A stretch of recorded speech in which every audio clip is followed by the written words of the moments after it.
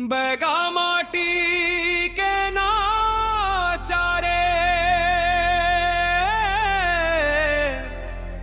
ढोल मंदर के बोल, जंगल पहाड़ गूंज उठे, झूमे धरती गोल। बैगा माटी के नाचारे, बैगा माटी के नाचारे, बैगा माटी के नाचारे, बैगा माटी के नाचारे। पुरखा मन के तान नाचे दे नाचे आत्मा, जय हो बैगा जान। साल बन के छांव तले साजे माया कहानी, तेंदुपत्ता महुआ डार जीवन के निशानी।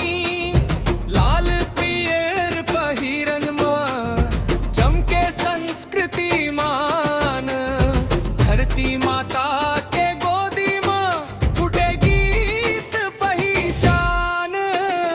बैगा माटी के नाचारे, बैगा माटी के नाचारे, बैगा माटी के नाचारे, बैगा माटी के नाचारे।